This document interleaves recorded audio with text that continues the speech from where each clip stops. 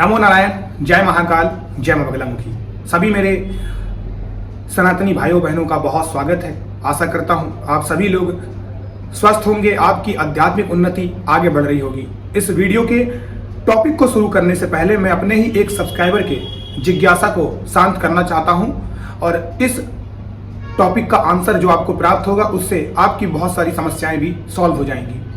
ये क्वेश्चन उन्होंने मुझे YouTube में किया था, Instagram में किया था और क्वेश्चन है कि अपने घर में जब हम भगवान की मूर्ति को स्थापित करते हैं तो किस चौकी में, किस लकड़ी में हमें स्थापित करना चाहिए।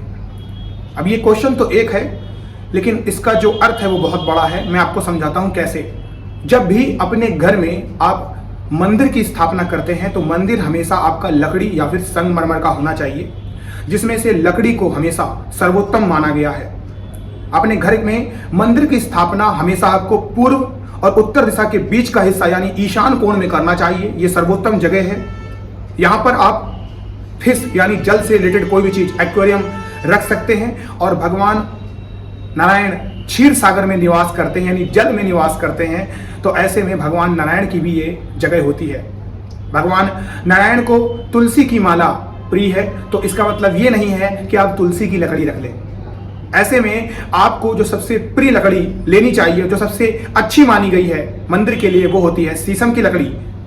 और इसके अलावा आप लकड़ियों का प्रयोग कर सकते हैं नीम की या फिर आम की। तो ये आपकी प्रॉब्लम सॉल्व हो गई। अब आते हैं कलर के ऊपर। अपने घर के मंदिर में हमेशा पीले कलर का प्रयोग अगर आप करते हैं तो बहुत अच्छा माना गया है। बाकी सभी लोग स्वतंत्र हैं, वो कोई भी कलर का चूज कर सकते हैं अपनी स्वेच्छा के अकॉर्डिंग, लेकिन पीला कलर सर्वोत्तम माना गया है क्योंकि ये कलर देवगुरु बृहस्पति का है। ये कलर भी भगवान नारायण का होता है।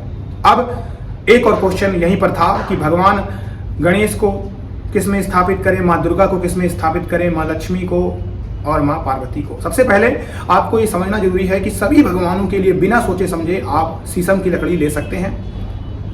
भगवान गणेश जी के लिए आप नीम की लकड़ी ले सकते हैं।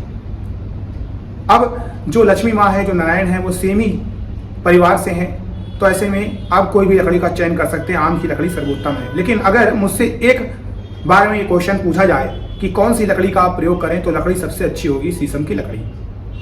अब आज का वीडियो का टॉपिक ये कहता है कि अगर आपको सपने में शिवलिंग के दर्शन हो रहे हैं, मेरे बहुत से भाई बहन पूजा अर्चना साधना करते हैं, दिव्य शक्तियों के बारे में सुनते हैं, लक्षणों को देखते हैं, तो ऐसे में एक स्वप्न ऐसा भी आता है जिसमें उन्हें शिवलिंग के दर्शन होते हैं।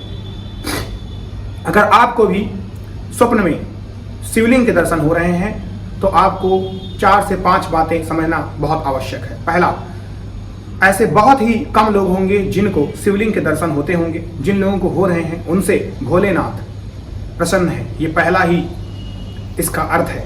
दूसरा अर्थ, ऐसे में आपका जन्म मंडे यानी सोमवार के दिन हो सकता है। आपका भोलेनाथ से पिछला कोई संबंध हो सकता है, ये पूर्व जन्म को भी दर्शाता है। तीसरा, आपकी आर्थिक उन्नति अब हो सकती है या होने वाली होगी, या भगवान आपसे प्रसन्न अब होने वाले हैं। चौथा, आपको नौकरी में प्रमोशन मिल सकता है, आपको सक्सेस मिल सकती है, आपको स्ट्रगल कम मिलेगा, यानी आप अब संघर्ष कम करेंगे, सफलता आपके कदम पे आने वाली है। अगला संकेत कि आपको अकस्मात धन की प्राप्ति हो सकती है और ये चीज आपके अच्छे भाग्य को भी दर्शाती है।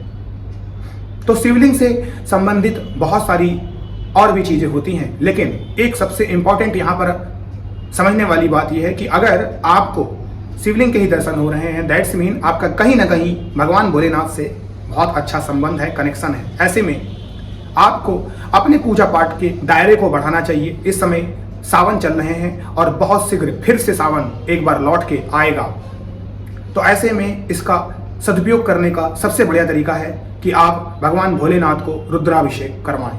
अगर आप भगवान भोलेनाथ को रुद्राभिषेक नहीं करवा सकते हैं, कोई प्रॉब्लम नहीं है। आप थोड़ा सा दूध लीजिए, उसमें ज़्यादा मात्रा में पानी डालिए और उससे ही भगवान भोलेनाथ को स्नान करा दीजिए।